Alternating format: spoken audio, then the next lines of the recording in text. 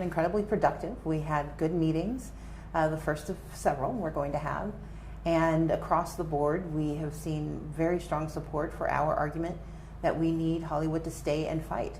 Because the entertainment industry may have started here, but it has grown in Georgia. And we want the infrastructure that Georgia has built to continue to have the products that can come from our relationship here. So this is just the beginning? Oh, absolutely. Do you have plans for the next meeting and when, or what the I'm going to schedule be is? meeting with some more folks before we leave tomorrow, and I've had calls and will continue to have conversations with executives, showrunners, producers, because this is a critical issue and they really want to understand how they can support the concerns that women have and that Georgians have, but also continue to invest in a state where 92,000 workers help make the film industry and the entertainment industry one of the most vibrant in the world. How many meetings have you had today? So I had a single larger meeting that I think folks knew about, and then we're going to continue to have conversations until I leave tomorrow. Take us into that room. What was it like? What was the discussion? So it was a packed room. We were very excited to see a cross-section of executives, producers, showrunners, but also folks who do payroll, people who really understand the nuts and bolts of how the entertainment industry has grown in the state of Georgia. But there's a great deal of disconcertion and a great deal of panic. They haven't had a clear sense of what the governor intends to do. They feel a bit disrespected by his glib denial and denouncement of their star property, which are the actors. But more importantly, they want to be supportive. They want to take a position that is one that reflects their conscience, but also one that thinks about the future of their work and the work we do together in this country. How many people would you say were in that room? Dozens, or? It was a packed room. Yeah.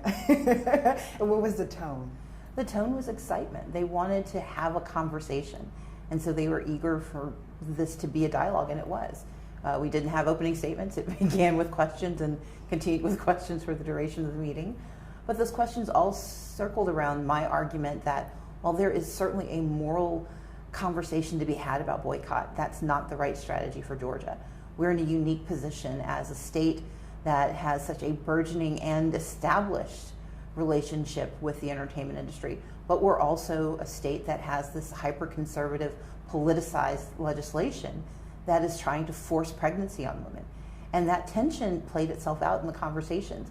But what I took away from it and what I intend to take back to the folks in the state of Georgia, those in the industry who've reached out to us, who've emailed and called and texted and followed us on Twitter, is that we are going to work hard to create a space so that these jobs don't leave Georgia simply because the governor is refusing to engage in a real, thoughtful conversation about what this legislation means. Describe your role in that room. Were you representing the state of Georgia and answering questions, or what were you doing exactly? I'm a Georgian. I am not the leader of the state of Georgia, and I'm very clear about that.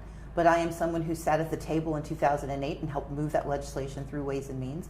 I'm someone who worked closely with Governor Deal and with the Department of Economic Development to maintain not only the entertainment industry, but to also think about how we built an infrastructure that let this tax credit work.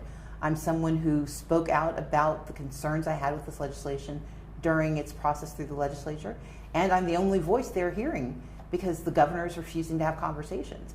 And so my role is one of an active citizen that wants to protect jobs and protect women. And I think we can do both in the state of Georgia without losing the entertainment industry. Some have accused you of using this trip as a partisan self-promotion since you don't hold any public office in Georgia.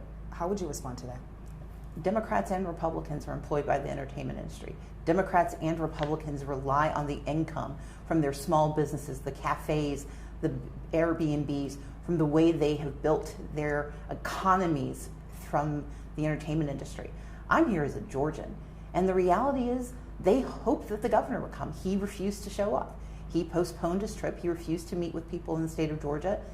In a vacuum, any information is helpful, and I'm here to do what I've always done, whether as a private citizen or an elected official, and that is try to find common solutions. I worked across the aisle in the legislature, but I also never forgot that I represented people. And my responsibility as a citizen who has access to information and who has a platform is to make certain that we're having the conversations we need to have to protect Georgians. Did you hear anything new in these conversations? You hear new things each time, and I think part of it is the dimension of concern about why they haven't gotten a response, why they haven't been engaged.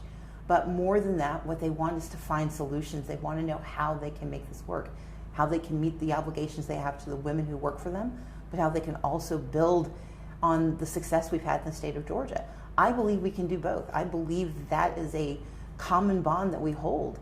And my responsibility is to not care about party, but to care about people.